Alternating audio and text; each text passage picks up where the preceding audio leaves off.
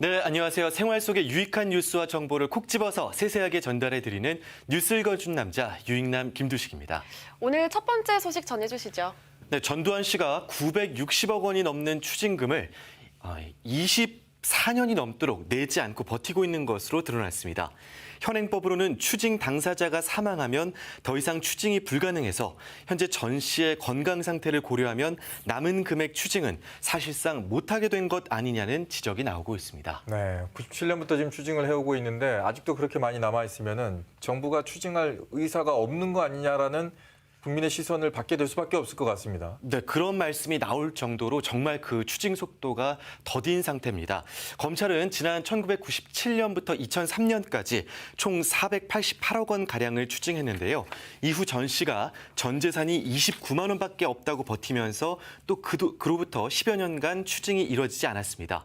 그러다 2013년 박근혜 정부 초기에 만들어진 공무원 범죄에 관한 몰수 특례법으로 인해 건물, 임야, 주식, 보석, 그림 등으로 700억여 원 가량을 추징했고요. 현재는 960억 원 가량이 미납 금액으로 남아 있습니다. 네, 아직도 미납 금액이 아주 상당한데 추징을 빨리 서둘러야 합니다. 이 추징이 차일피일 미뤄지면서 전 씨 일가 3대에게 이 차명으로 세습이 이루어지고 있다는 기사도 나오던데요. 맞습니다. 그래서 관련 시민단체들은 당사자가 사망한 뒤라도 계속 추징할 수 있도록 검찰의 추징금 환수 체계를 개편해야 한다.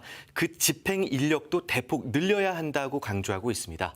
누리꾼들은 사회정의 구현을 위해서라도 이 전두환에 대한 추징만큼은 한 푼도 남김없이 모두 이뤄져야 한다고 목소리를 높이고 있습니다. 네, 국민들이 다들 납득할 수 있는 정의와 상식이 통하는 사회를 꼭 보여주시길 바라겠습니다. 자, 다음 뉴스는요.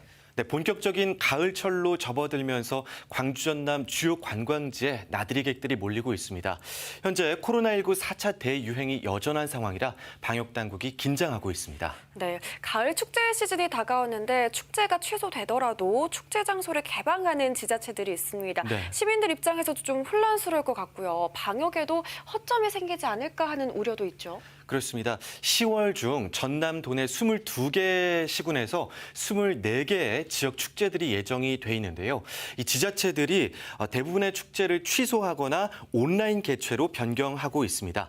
하지만 방금 말씀하셨던 것처럼 개최 여부와 무관하게 이 축제 행사장을 전면 개방해놓고 관광객의 출입을 허가하는 곳들이 많아서 오히려 방역에 구멍이 뚫릴 수 있다는 지적이 나오고 있습니다.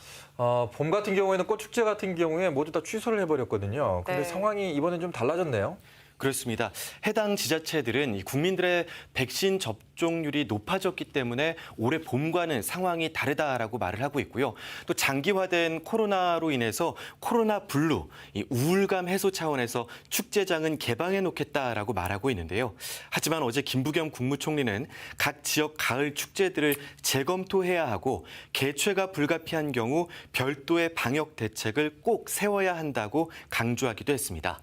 지역 경제 활성화, 또 지역민들의 심리 치유 등 다양한 이유가 있겠지만 축제장을 개방하는 지자체들은 꼼꼼하고 철저한 방역 대책을 준비하길 기다려보겠습니다. 네, 오늘 마지막 뉴스 전해주시죠.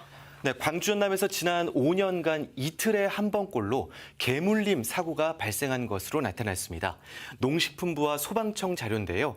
광주가 226건, 전남은 708건으로 총 934건이 발생했습니다. 네, 국내에서 반려견을 키우는 인구가 이제 1,000만 명을 넘었다는 소식도 얼마 전에 들었는데 반려견을 개 입막음 장치라든가 이런 걸 좀 하는 것이 상대에 대한 배려기도 하고요. 또 자신의 반려견을 좀 사랑하는 방법이기도 할 것 같아요. 그렇습니다. 이 개물림 사고는 주로 목줄이나 입마개를 착용하지 않거나 문단속을 제대로 하지 않았을 때 발생하곤 했습니다. 말 그대로 보호자의 관리 부실인데요. 현재 정부는 도사견과 로트와일러 등 일부 품종을 맹견으로 규정하고 입마개 착용 규정과 출입 금지 시설을 지정하고 있습니다. 하지만 이 맹견들 말고도 중대형견들에 의해서도 개물림 사고가 빈번해서 앞으로는 개의 무게를 기준으로 맹견을 규정해야 한다는 목소리도 나오고 있습니다. 이 개에 물려서 사람이 중상 또는 사망 사고도 심심치 않게 발생하는 만큼 이 반려견주들께서는 안전관리 의무를 철저히 지켜주시길 당부드려 봅니다. 네, 오늘 유익남 소식은 여기까지 듣도록 하겠습니다. 고맙습니다. 고맙습니다.